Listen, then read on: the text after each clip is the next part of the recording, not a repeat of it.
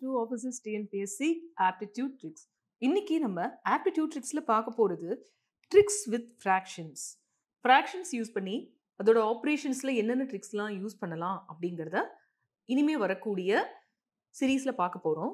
அதுக்கு முன்னாடி ஃப்ராக்ஷன்ஸோட பேசிக்ஸ் எல்லாமே உங்களுக்கு தெரிஞ்சிருக்கணும். அதனால இது part 1 basic concepts on fractions. First concept, types of fractions. முதல்ல ஒரு fraction அப்படிங்கிறது என்ன, அதுக்கப்புறம் அதில் உள்ள டைப்ஸ் என்ன அப்படிங்கிறத பார்க்கலாம். எந்த ஒரு ஃப்ராக்ஷனா இருந்தாலுமே அது P by Q ஃபார்ம்ல தான்.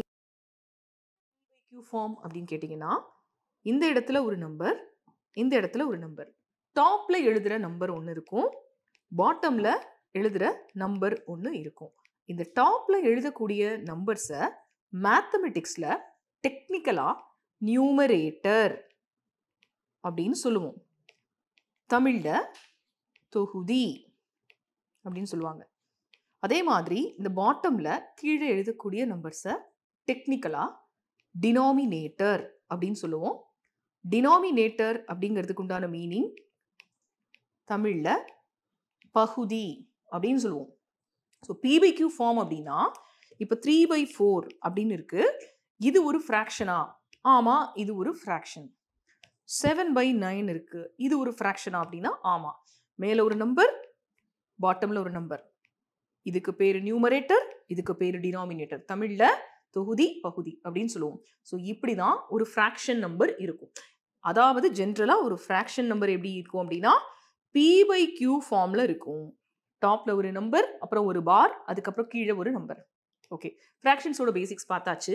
இப்போ அடுத்தது டைப்ஸ் ஆஃப் ஃப்ராக்ஷன்ஸ் பார்க்க போறோம்.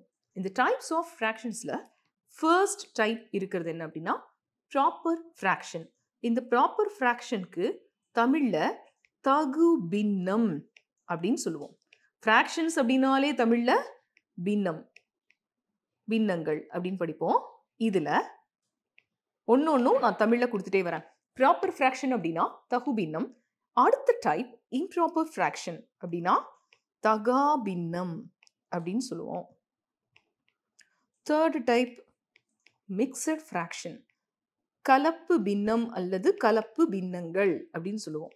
இப்போ இந்த 3 டைப்ஸ் என்ன அப்படிங்கிறது தான் இந்த வீடியோவோட பார்ட் 1 ஃப்ராக்ஷன்ஸ். சரி, இப்போ தகு பின்னம்னா எப்படி இருக்கும், தகா பின்னம்னா எப்படி இருக்கும், கலப்பு பின்னம்னா எப்படி இருக்கும்? What is proper, improper and mixed fraction? Let's see.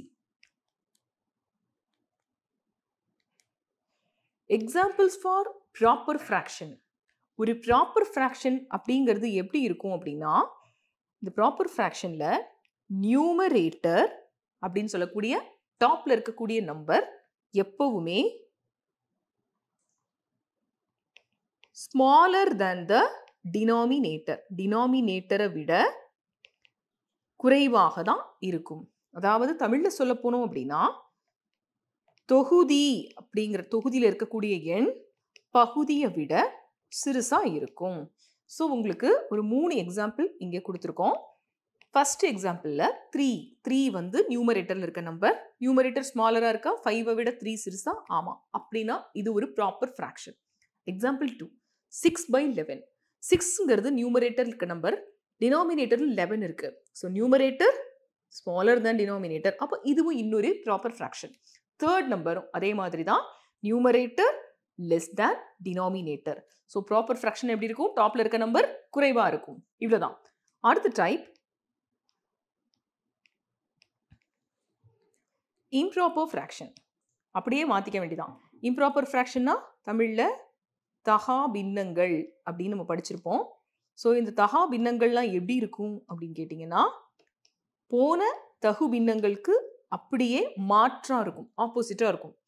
டாப்ல இருக்க நம்பரை நியூமரேட்டர் அப்படின்னு சொல்லியிருந்தோம், பாட்டம்ல இருக்கக்கூடிய நம்பரை டினாமினேட்டர் அப்படின்னு சொல்லியிருந்தோம்.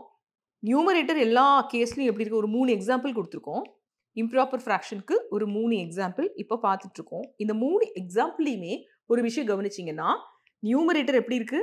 பெருசா இருக்கு. டினாமினேட்டரை விட நியூமரேட்டர் பெருசா இருக்கு. தமிழ்ல சொல்ல போனோம் அப்படின்னா தொகுதி வந்து பகுதியை விட பெருசா இருக்கும் இருந்தா இந்த எண்களுக்கு பேர் என்ன? தகா பின்னங்கள். In English when the numerator is greater than the denominator we will be calling it as improper fractions. இவ்வளவுதான். ஸோ 3 எக்ஸாம்பிளுமே பாருங்க. நியூமரேட்டர் பெருசா இருக்கு. 15 is greater than 7 அப்படின்னு இருக்கு இல்லையா? ஸோ இவ்வளவுதான். இதுக்கு பேர் இம்ப்ராப்பர் ஃப்ராக்ஷன். அடுத்தது மூணாவதா பார்க்க போறது mixed fractions.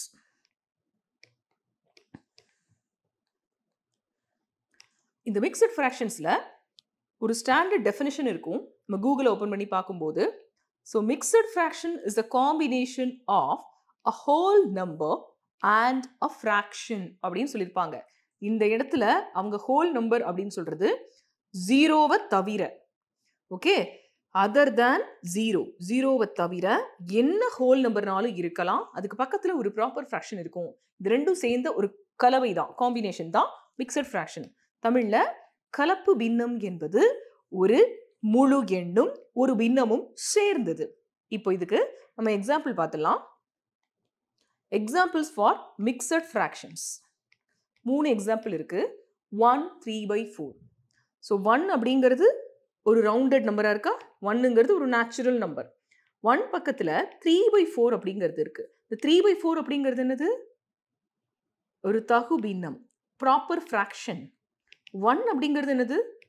a complete natural number, fraction இல்லாத ஒரு முழு எண். ஸோ அதர் தென் ஜீரோன்னு முன்னாடியே சொல்லியிருந்தோம். ஒரு முழு எண்ணும் ஒரு ப்ராப்பர் ஃப்ராக்ஷனும் சேர்ந்தது. சரி பார்க்கலாமா? அடுத்த எடுத்துக்காட்டு 2 1/2. இந்த 1/2 என்னவா இருக்கு? It is a proper fraction. 2 அப்படிங்கிறது என்னவா இருக்கு? It is a natural number. ரெண்டும் சேர்ந்த கலவையா? ஆமா. மூணாவதும் பார்க்கலாம். இது ஒரு நேச்சுரல் நம்பரா இருக்கு. 3/9 அப்படிங்கிறது ஒரு ப்ராப்பர் ஃப்ராக்ஷனா இருக்கு. ஸோ இன்னைக்கு 3 விதமான ஃப்ராக்ஷன்ஸ். ஒரு ஃப்ராக்ஷன்னா முதல்ல எப்படி இருக்கும்னு பார்த்தோம். அதுல 3 விதமா பார்த்தோம். What are the types?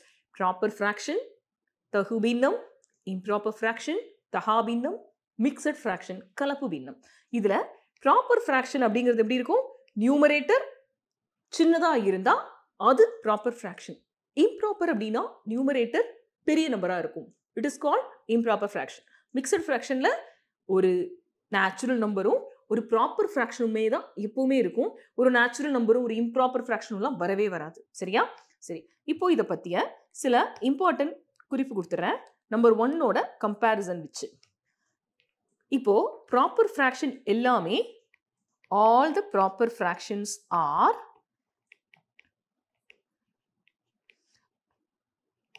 lesser than 1.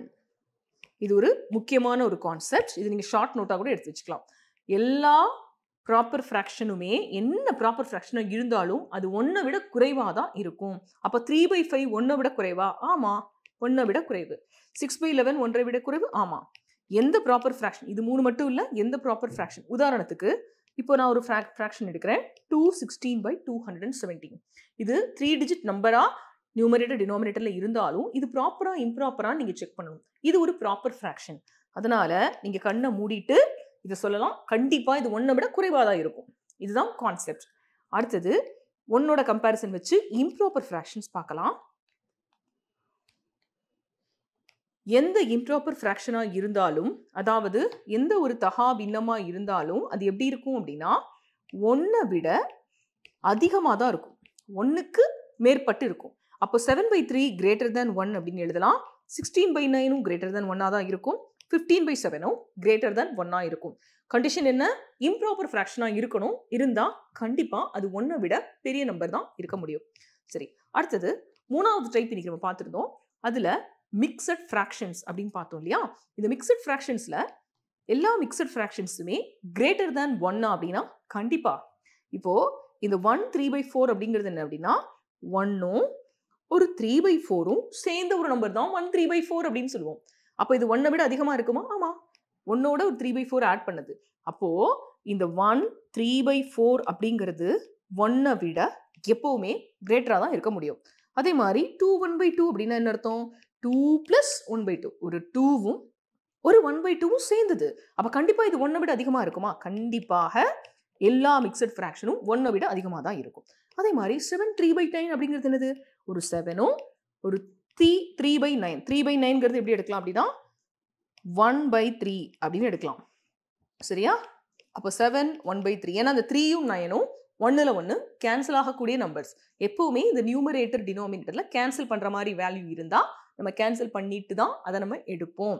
அப்போ 7 1/3னாலும் 1 தான், 7 3/9னாலும் 1 தான். கரெக்ட் ஃபார்ம்ல இப்போ நம்ம எழுதியிருக்கோம் 7 1/3. சரி, இப்போ 7 1/3 அப்படிங்கிறது 1 விட பெருசா இருக்குமா அப்படின்னா கண்டிப்பாக. எந்த மிக்சட் ஃப்ராக்ஷனுமே 1 விட அதிகமா இருக்கும், எந்த ப்ராப்பர் ஃப்ராக்ஷனுமே 1 விட குறைவா இருக்கும், எந்த இம்ப்ராப்பர் ஃப்ராக்ஷனா இருந்தாலும் 1 விட கிரேட்டரா இருக்கும். ஸோ இது அப்படியே நீங்க பாயிண்ட்ஸ் மாதிரி எழுதிக்கலாம்.